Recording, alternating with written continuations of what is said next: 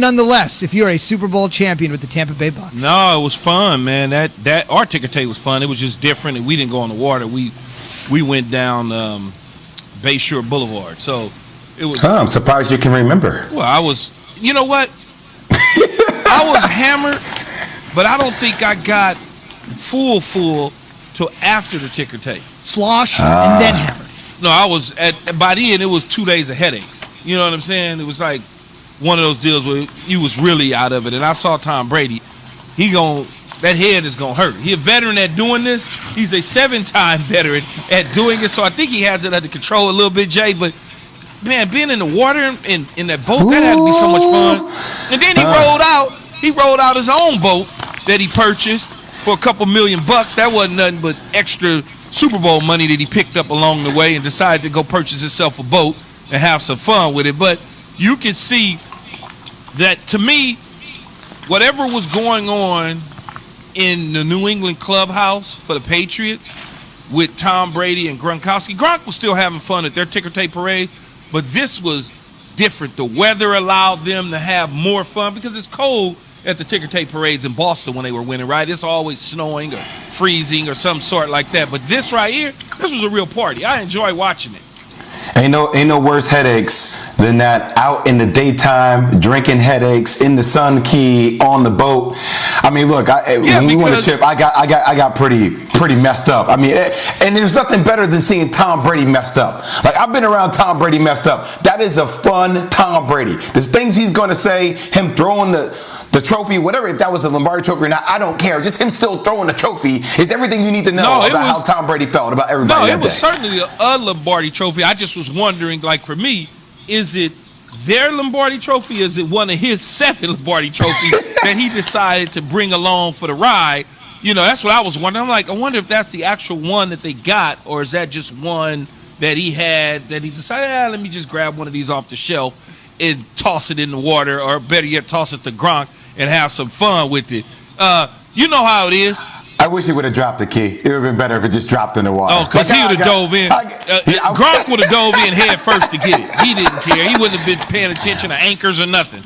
Now, always remember with Gronk, and I'm glad you guys brought this up, because obviously, I mean, it's Yo Soy Fiesta. So if you're going to have a Super Bowl celebration, the guy that coined Yo Soy Fiesta has to be there. Keep in mind, remember, the Lombardi Trophy and Gronk have a little bit of a history. If you recall, when they were both with the Patriots, Tom Brady and Rob Gronkowski, they had a Super Bowl celebration at Fenway Park. So when the Red Sox opened the season, let's welcome out Tom Brady, Rob Gronkowski, and Julian Edelman. And there's video of this. You might remember this a couple years ago. He dinged it, right? Yeah. Edelman threw him a pitch, so they were on the field at Fenway Park. And Gronk, being Gronk, he used the Super Bowl trophy as a bat.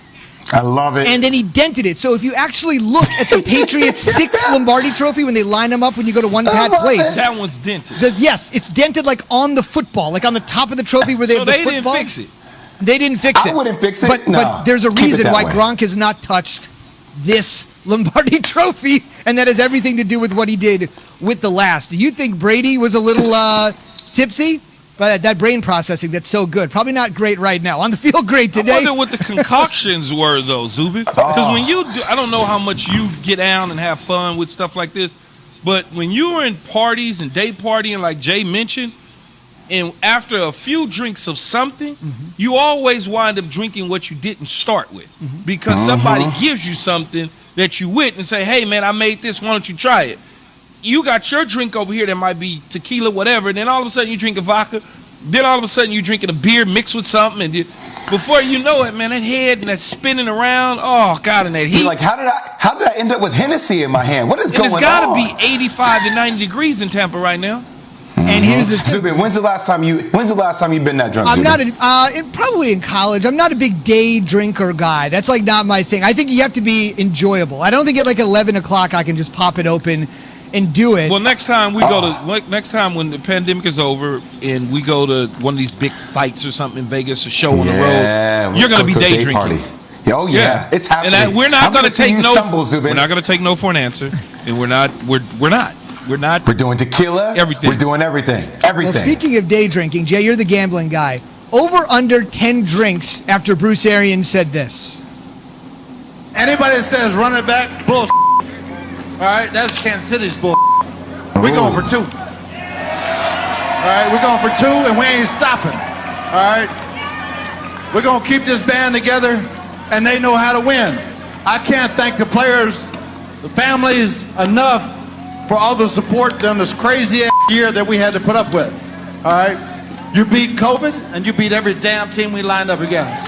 As Key said, that's not technically the case. Jay, can I mention one thing as a postscript, by the way? And this is something that's interesting.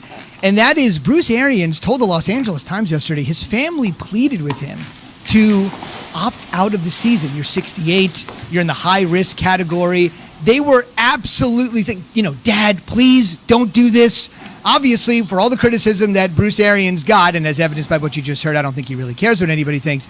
They couldn't have won the Super Bowl without him. I know the defense was great, Bulls, Leftwich, Brady, all that stuff. But let's be honest, the way that people were banging on Bruce Arians, I mean, you got to admit, he was a integral part of this happening, and it almost didn't happen.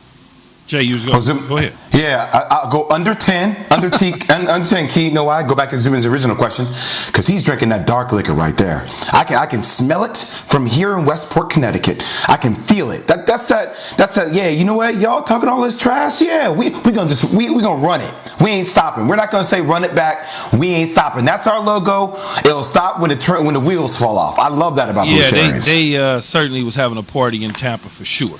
Wasn't Gasparillo the parade. They made their own Gasparillo of the situation. Look, Bruce Arians deserves the credit. His family asked him, much like you said, Zubin, to, take a think about it. Take just a look a year. at it. Just a year, take off, because he is a cancer survivor, and he's been through some other stuff in his life from a health standpoint.